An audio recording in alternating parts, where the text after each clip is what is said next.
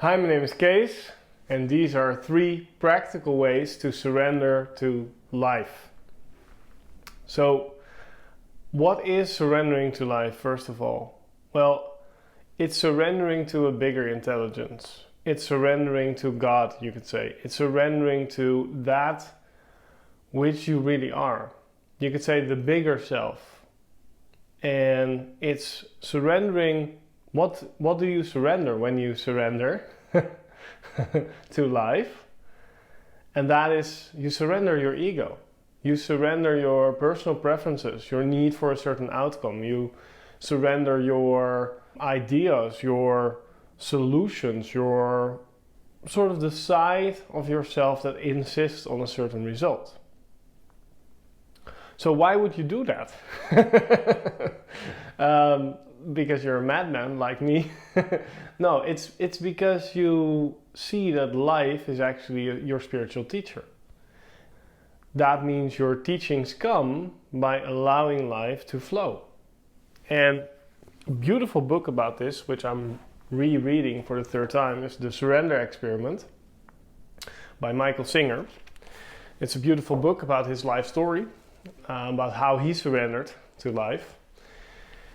And after my awakening in 2016, I realized that I needed to surrender in order to even be able to function, because I felt that a part of my ego was slashed away. And I felt I lost orientation about what to do and what not to do. And my only way forward, I felt, was to go with the flow of life. And I did that. But meanwhile, thoughts came up and some ideas sticked. And sometimes I would go into the direction of that idea. And then I felt myself I felt that it didn't feel good. I felt that the idea was good, but sort of the actions or the things leading up to it, I didn't feel the energy or the flow there. So what really helped me is actually this book, because he offers practical ways also to surrender. And it are some of the more practical ways which I haven't really seen written out like that. And I've added some of my own. And also another concept which helped me is by Adyashanti. He has a book called, I think it's The End of Your World, but I'll link it below. I think that book is beautiful, by the way. But he talks about navigating the flow. So he also talks about the ego being hurt at some point through, for example, awakening or spiritual practices, and that you feel that the ego is not really ready to carry your life anymore, just like it used to for most people. And how to move forward then is to basically not think about it, but go with the moment and feel where the moment leads you. And that sense of the sort of feeling in me was really, you could say, awakened after my awakening. And for me, that was a very visceral thing. It still feels like, okay, this is, it's a sort of trust. It's a sort of trust where I know my mind and my body are sort of not in the lead of my life. So, having that said, let's move on to the 3 practical ways in which you can start your own surrender experiment or start to surrender yourself to the flow of life or life itself, or God, or whatever you like to call it. Step 1. Step 1 is to let go of outcomes. And this has been a big sticking point for me, because I feel I really want to help people on a bigger scale, and I feel that I'm meant for that. But I also feel that forcing it or holding on to the outcome or holding on to that energy is not what feels right for me. It doesn't feel like that's the way to do that for me. So the way to do that for me, like I'm making this video, is actually not so much prepared, but more surrendered to, what feels right in the moment.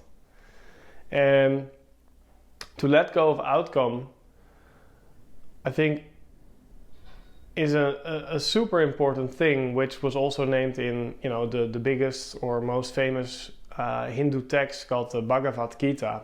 And it says that you should only think about your actions, not the fruits of your actions. And I'm murdering the quote because it has to do with letting go of the fruits of your actions, but I think it's more about acting, not thinking about acting, but basically going with that flow and surrendering also, or letting go of what that might bring you. So doing the thing, let's say you're inspired to, like I am, to make videos.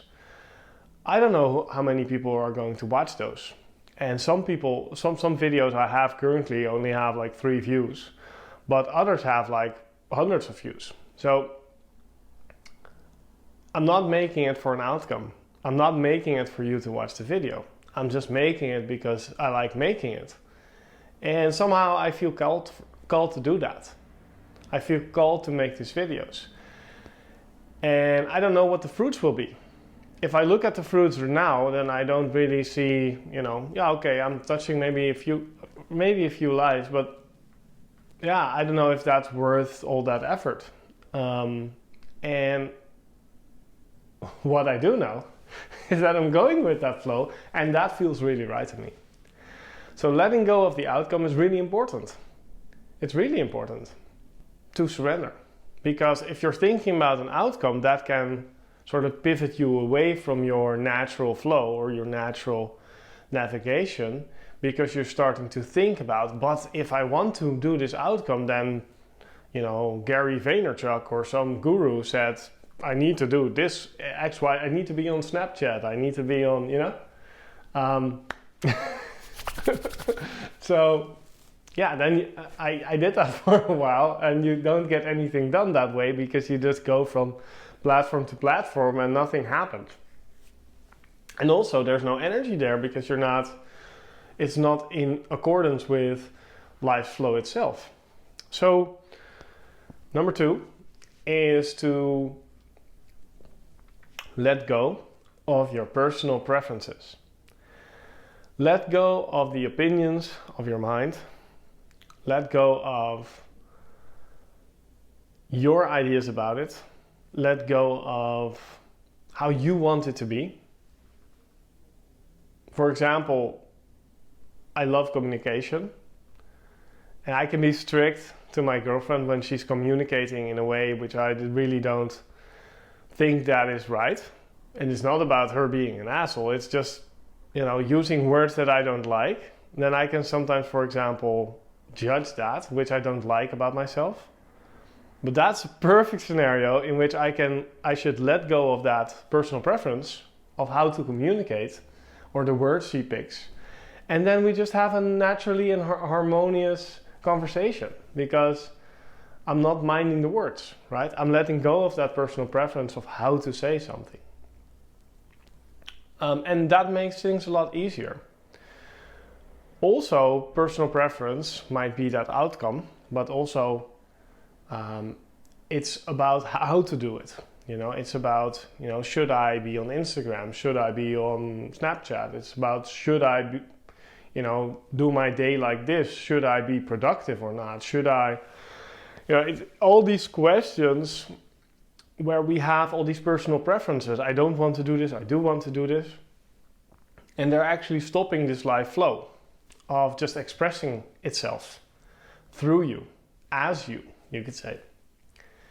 So letting go of that personal preference and how you want to do it is really important for surrendering to life. And this is the first point that Michael Singer had. So, yeah. The third point on how to surrender to life is that you feel without your personal preferences, without a certain outcome in mind, what does this moment need? Let me give you an example. I had not so much money on my personal bank account, even though I had a lot of savings. But I was a little bit tentative about putting a part of those savings in my bank account, even though that would give me a lot of relief financially. And it sort of built up a little bit of tension in me. And at some point I was like, okay, coming from this perspective, I realized that it was a personal preference for me to hold a certain amount of my savings and to not have that as a sort of buffer on my personal bank account. And then I realized that I should let go of that personal preference. And in step 3, to figure out what does the moment need. And what the moment needed was just for me to, relieve that tension and just transfer a little bit of money to my other bank account. Problem solved. Because I don't want to be at the grocery shop, and even though I have a lot of money in my savings account, be like, I don't know if I can pay this. Right? It's not necessary for me to do that.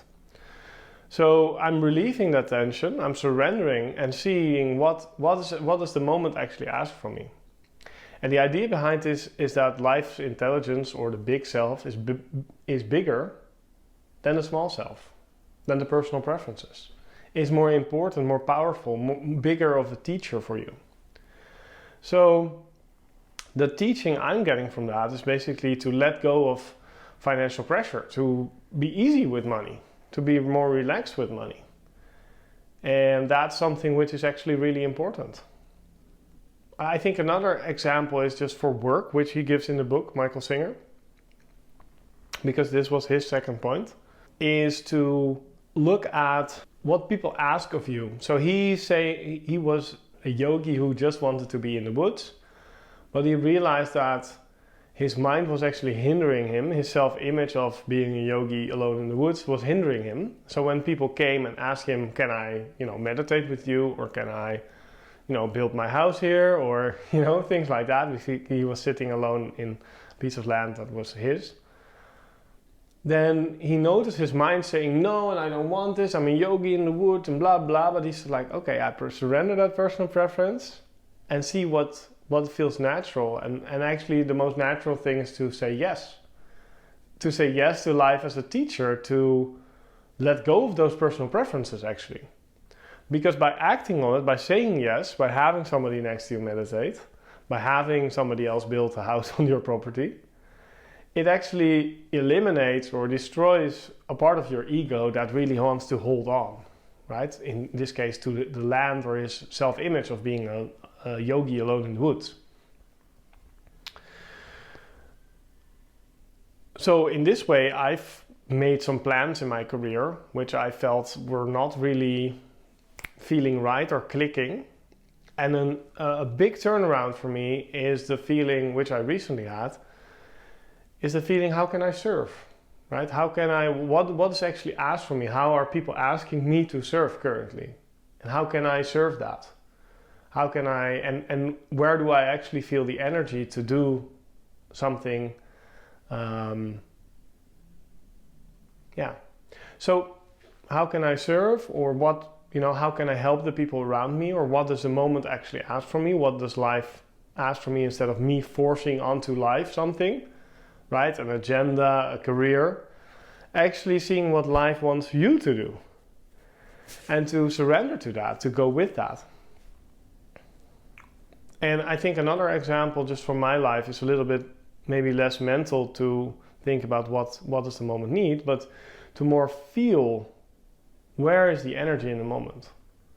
What makes sense for me to do? Is there energy here? Or is there, is this flow of energy flowing here? Or is it just not, it doesn't really feel good. And there's a sort of sensitivity which you build throughout the years where you feel, how does this feel for me, Also a question you can ask is, how does this feel in my body?